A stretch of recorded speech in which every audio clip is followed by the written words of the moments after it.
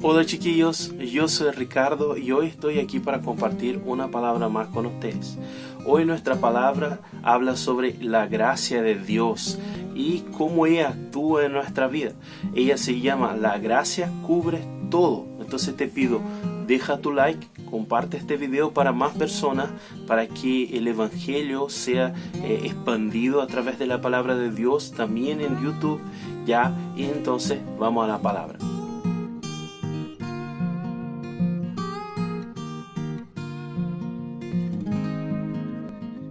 Bueno chicos, como yo les dije, el nombre de la palabra de hoy se llama La gracia cubre todo, ¿ya? Y yo quiero comenzar con una declaración que nada puede separarnos del amor de Dios, ¿ya? Y esta frase, en la verdad, ella no es mía, ¿ya? Esta es una afirmación, ¿ya?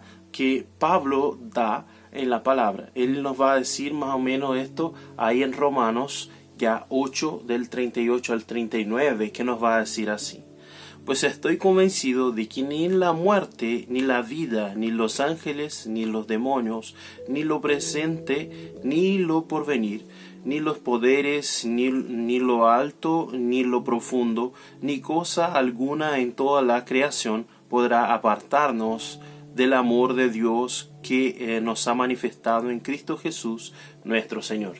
Esto Pablo nos va a decir. Y efectivamente, ¿qué quiere decir eso? ¿Ya? ¿Qué quiere decir estas frases? Ella quiere decir exactamente la declaración que hicimos al comienzo. Ya quiere decir que nada puede separarnos del amor de Dios. Nada puede separarnos del amor de Dios. Ya, el amor de Dios es tan grande que cubre todo en nuestras vidas. Este es un entendimiento muy importante para entender que la gracia cubre todo. Ya, si nosotros vamos a leer el capítulo 8 del libro ahí de Romanos, ya que es de donde sacamos este pasaje, ya que nosotros leímos ahora, nosotros vamos a ver que Pablo se esfuerza bastante para aclarar que todas las cosas, sean buenas o malas en nuestra vida, están cubiertas por la gracia de Dios. Él va a dar muchos ejemplos, él va a hablar de adopción como hijos, de la revelación de la gloria, de la manifestación del poder de Dios, y en todo eso, ya principalmente de la mitad para el final del capítulo 8, va a esforzarse mucho para decir que nada puede separarnos del amor de Dios, que nada puede hacer con que nosotros nos estemos cubiertos por la gracia de Dios. Es más, Dios no necesitaba, pero nos adoptó, es lo que Pablo nos va a decir ahí.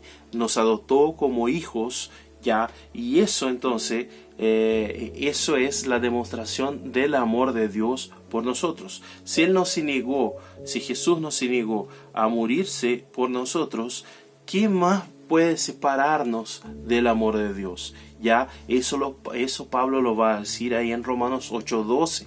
Ya, él va a decir eso, él va a hacer esta declaración. Él va a decir que si Dios no nos negó su Hijo, ¿qué más nos daría junto con todas las cosas? Ya, entonces él está diciendo, nada nos fue negado ahí. Dios se nos entregó todas las cosas en Cristo Jesús, y con esta actitud, entonces la gracia de Dios cubre todas las cosas. Pero si nosotros vamos a entender eso y entender que la gracia cubre todas las cosas, y vamos a seguir en esta línea de raciocinio, esta línea de pensamiento, ya nosotros podemos quizá preguntarnos, pero dentro de este entendimiento, ¿dónde quedan las tribulaciones, las cosas difíciles que vivimos? ¿Cómo vamos a encajar en este entendimiento las cosas complejas que pasan en nuestra vida? ¿Cómo eso puede ser interpretado a partir de eso? Lo que quiero decir específicamente es que, no sé usted, pero yo, desde después que me convertí, aún he pasado por situaciones difíciles, situaciones complejas, situaciones que me hicieron sufrir de alguna forma, o sea, que yo las sentí. No sé en la vida de usted, pero en mi vida ha pasado eso. Yo creo que tú también has vivido eso. Entonces la pregunta es, si el amor de Dios cubre todo en nuestra vida, ya, entonces ¿por qué pasamos por tribulaciones? ¿Por qué pasamos por momentos difíciles?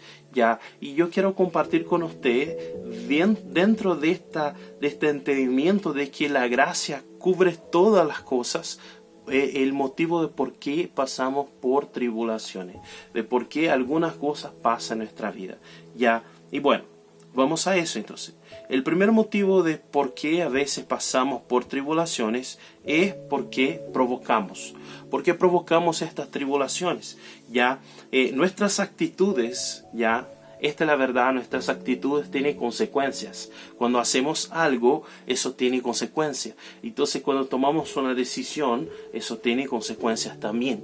Entonces, nosotros somos así como un niño que pone la mano en el enchufe, ya, y ahí va a tomar, va a sentir la electricidad, ya. Y nosotros somos igual a eso. Cuando nosotros tomamos una actitud, cuando nosotros tomamos una decisión, ya eso tiene consecuencias. Ya nosotros vamos a ver que la Biblia nos va a enseñar este principio. Nosotros vamos a ver eso en la vida de Ananías y Zafira, ya ahí en Hechos 5 del 1 al 11, ya. Aquí es un pasaje largo, entonces les cuento la historia. Pasa que el pueblo de Dios ahí en Hechos estaba viviendo algo muy profundo en Dios, y entonces estaban vendiendo sus cosas y dejaban a servicio de los discípulos para servir todo el cuerpo de Cristo que estaba viviendo junto ahí. Estaban viviendo milagros y todo eso.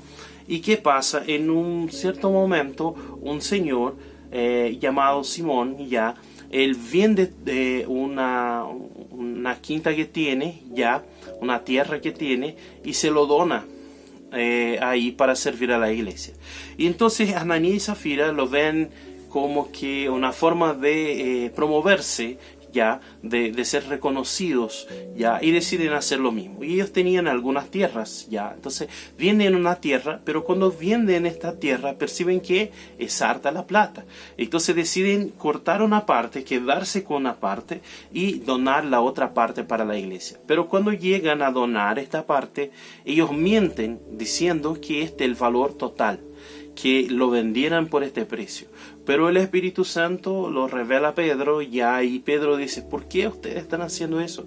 ¿Por qué están mintiendo? Eso era de ustedes. Ustedes podían haber vendido eso y quedado con toda la plata, pero ahora ustedes vienen aquí para mentir, para engañar. Y pasa que ellos, como consecuencia de su mentira, de su pecado, de lo que habían hecho, ya pasa que se mueren los dos ahí delante de los discípulos. Ya, quizá te puede parecer fuerte y todo eso, pero la verdad es que ahí en la Biblia se nos muestra en este pasaje la idea de que nuestras actitudes tienen consecuencias, nuestras decisiones tienen consecuencias.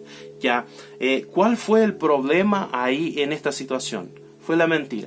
Ya, fue la mentira. Nosotros vamos a ver claramente que Pedro va a aclarar eso, que cuando él dice que el campo era de ellos y que ellos podían haber quedado con toda la plata, pero el problema fue que mentieron, que ellos podrían quedarse con todo, no necesitaba que donasen nada, que ofrendasen nada, ya, pero ellos quisieran hacer eso y mentir, ya. Entonces cuando ellos mentiran, Pedro va a decir: ustedes no estaban mintiendo para hombres, ustedes mentieran a Dios. Eso todo nosotros vamos a ver en el verso 4 ahí del texto de Hechos 5 del 1 a 11, ya. Y la consecuencia de esta mentira, de este pecado, fue la muerte. Y aunque se nos parezca fuerte eso, ya, en Romanos 6:23 Pablo nos va a decir que el sueldo del pecado es la muerte, pero la gracia de Dios nos da vida eterna todos los días. Eso nos va a decir ahí en Romanos 6:23. Él nos va a afirmar este principio, que nuestras actitudes, cuando él dice que el sueldo del pecado es la muerte, pero estar invirtiendo en Dios es vida eterna, él está diciendo: sus actitudes tienen consecuencias. Vean a qué lado ustedes quieren ir, ya. Y nosotros podemos ver el mismo principio ya siendo aplicado en otras situaciones en la Biblia. Por ejemplo, en el jardín del Edén, ya, cuando Adán y Eva ya cometen el primer pecado y tienen consecuencias de eso. Ellos sufren consecuencias, son sacados del jardín, y tantas otras consecuencias que otro día en otra palabra podemos discutir, pero es claro ahí que hay consecuencias después que ellos toman sus decisiones. Ya también vamos a ver eso en la historia de Caín y Abel, ya donde nosotros vamos a ver que uno ofrenda algo y otro ofrenda otra cosa, y ahí uno se queda envidioso con el otro y uno mata al otro, y eso también genera consecuencias. Ya eso también genera consecuencias. Entonces nosotros vamos a ver este principio aplicado en muchos otros textos bíblicos, en muchas otras historias bíblicas, ya. Y Pablo nos va a enseñar este principio específicamente en Romanos 8, 12 y 13, que nos va a decir así: por tanto, hermanos, tenemos una obligación, pero no es la de vivir conforme a la naturaleza pecaminosa, porque si ustedes viven conforme a ella, morirán. Pero si por medio del Espíritu dan muerte a los malos hábitos del cuerpo, vivirán. O sea, él está diciendo, mira chicos, si ustedes viven según la carne, sus actitudes van a tener consecuencias malas. Pero si ustedes viven según el Espíritu y van a mortificar la carne, dejar las actitudes de la carne, entonces ustedes van a vivir. Sus actitudes van a tener consecuencias buenas. ¿Ya?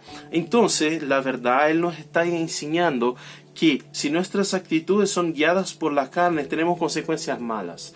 Pero si nuestras actitudes son guiadas por el Espíritu Santo, entonces nosotros tenemos buenas consecuencias para nuestra vida. Entonces, si nosotros tenemos de esta forma la posibilidad de ser guiados por el Espíritu para vivir buenas consecuencias y no la tribulación y las cosas que no agradan nuestro corazón tampoco, ya, entonces nosotros podemos buscar de Dios. Entonces nosotros necesitamos de la gracia de Dios para guiar nuestras actitudes. Eso quiero decir. En esto está la gracia de Dios, en esta situación donde vivimos tribulación, porque nosotros provocamos esto, ya, en buscar la gracia de Dios, ya, para que ella nos guíe en elegir qué actitudes, qué decisiones vamos a tomar. ¿Ya?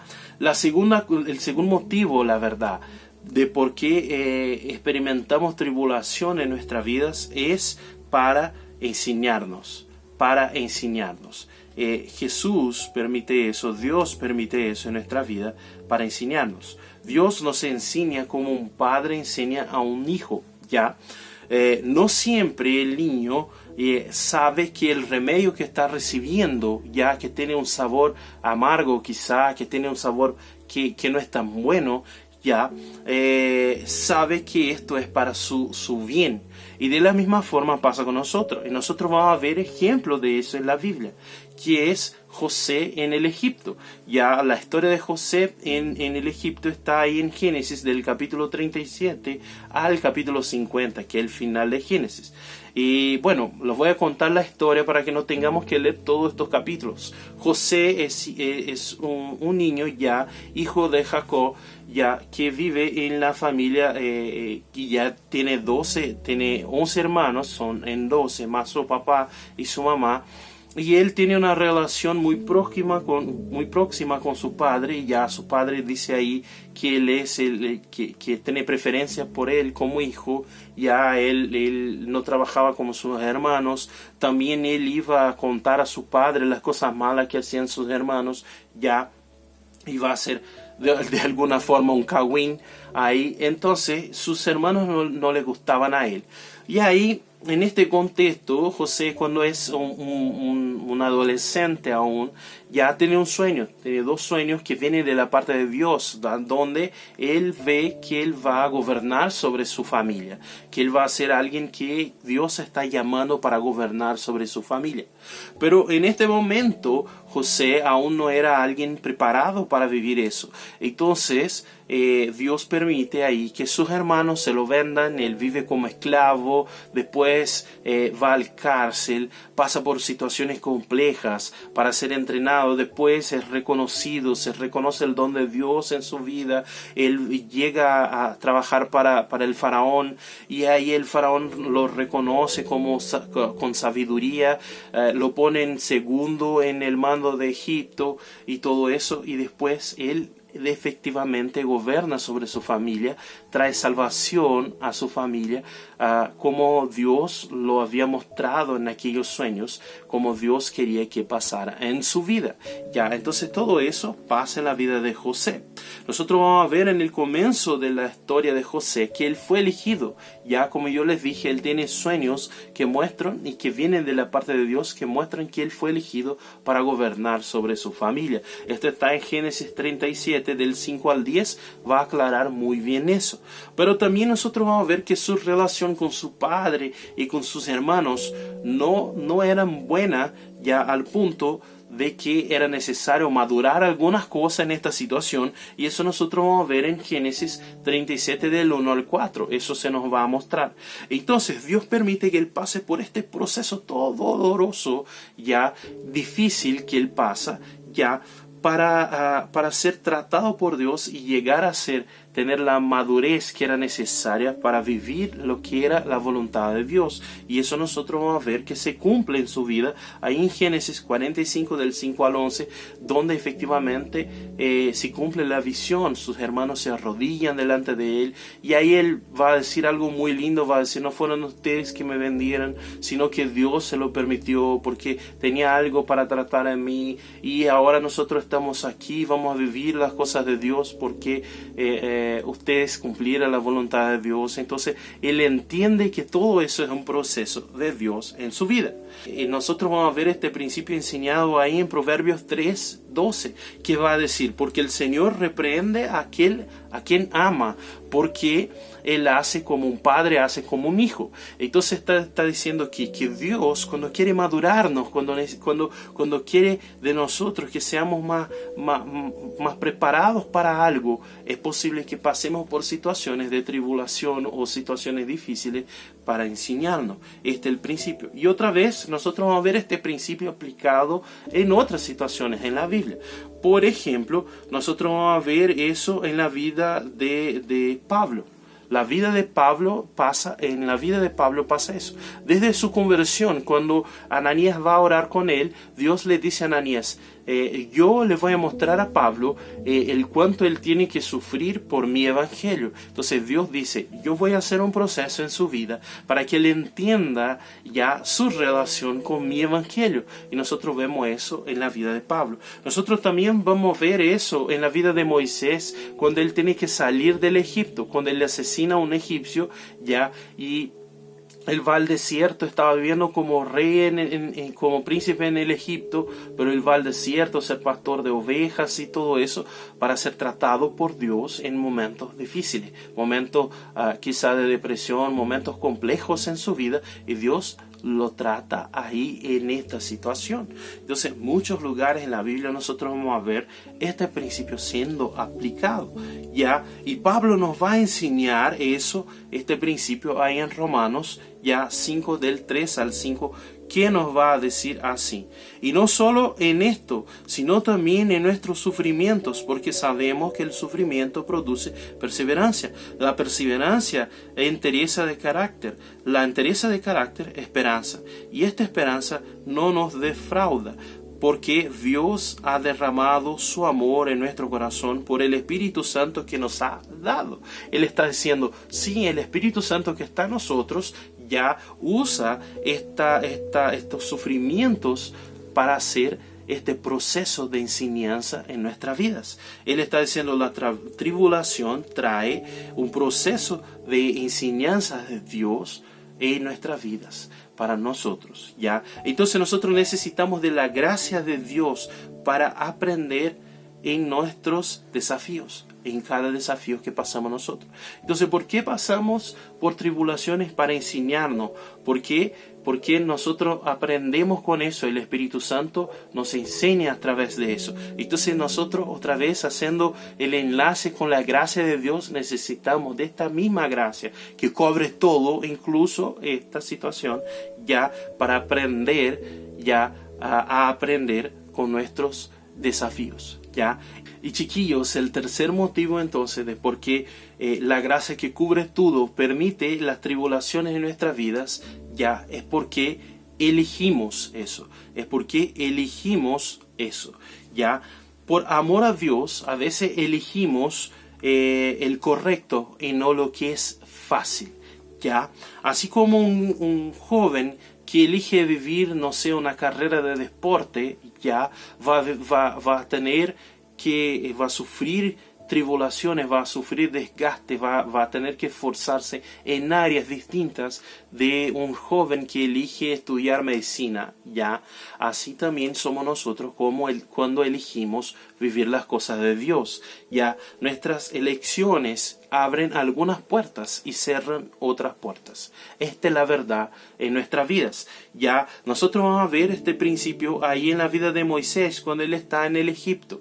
Ya mira lo que Hebreos 11, 24 a 26 se nos va a decir. Va a decir, por la fe Moisés, ya adulto, renunció a ser llamado hijo de la hija de Faraón, prefirió ser maltratado con el pueblo de Dios y disfrutar de los efímeros placeres del pecado.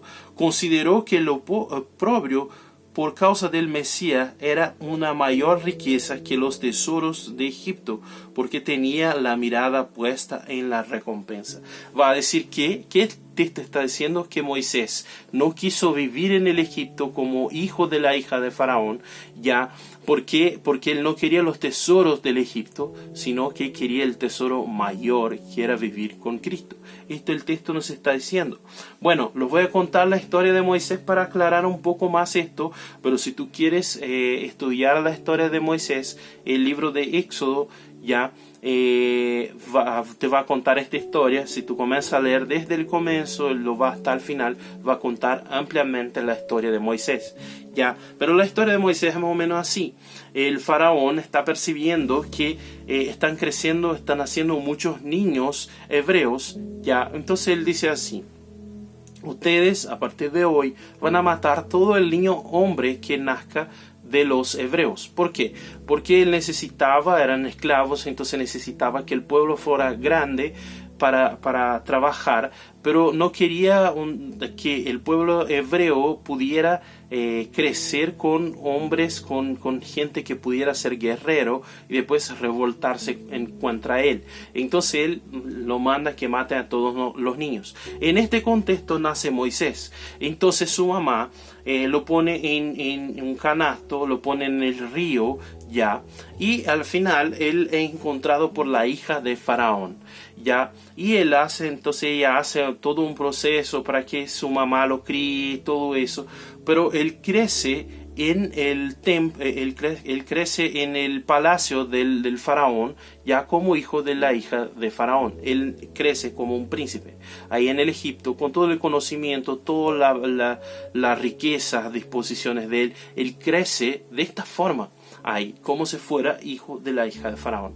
Pero cuando él se da cuenta que él hace parte del pueblo hebreo y que el pueblo hebreo está sufriendo, él intenta hacer algo para liberarlo, pero por sus propias manos no logra hacerlo. Entonces al final acaba cometiendo un asesinato, va al desierto, entonces arrepentido de eso, sufriendo porque no logró hacer, porque hizo malas cosas, pasa por todo un proceso de sanación ahí y se encuentra con Dios delante de un árbol que se quema pero no se consume, ya, y ahí él conoce a Dios en este proceso, y ahí vuelve al Egipto y empieza a enseñar al pueblo hebreo al mismo tiempo que empieza a confrontar el faraón, y ahí hace la liberación del pueblo hebreo del Egipto, ya. Entonces esta es la vida de Moisés y después él lo guía todo el pueblo en el desierto. Bueno, ¿qué es importante para nosotros entender de esta historia? Que Moisés podría haber elegido vivir como príncipe en el Egipto. Él podría decir, no, ¿sabes qué? Yo sé que soy hebreo también, soy de descendencia hebrea, pero yo estoy aquí, yo de alguna forma tuve esta gracia de Dios, entonces tengo que vivir aquello que Dios me dio. O podría haber dicho, ¿sabes qué? Dios me puso en este puesto porque para que represente el pueblo de alguna forma, y podría haber quedado ahí en esta situación. Pero ¿qué pasa en su cabeza? Él dice que no quiere vivir eso. Ya, él podría haber vivido eso porque está dicho ahí en Éxodo 10 que él vivía como hijo de la hija de Faraón. Ya, pero Moisés tuvo un encuentro con Dios, y eso también es importante. Él pasa por todo este proceso y tiene un encuentro con Dios, ya, que muestra quién Dios es y que transforma a Moisés, y eso nosotros vamos a ver en Éxodo 3 del 1 al 12, ya.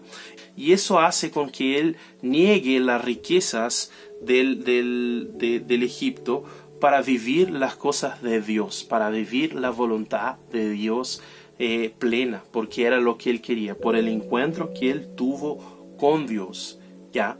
Y en Marcos 8:35 nosotros vamos a ver Jesús enseñar este principio, ya, para todos nosotros. Él va a decir, Jesús nos va a decir ahí en Marcos, él va a decir: aquel que intenta ganar su vida, la va a perder, pero el que pierde su vida por amor a mí, es Jesús que está diciendo, y por el evangelio, la va a ganar.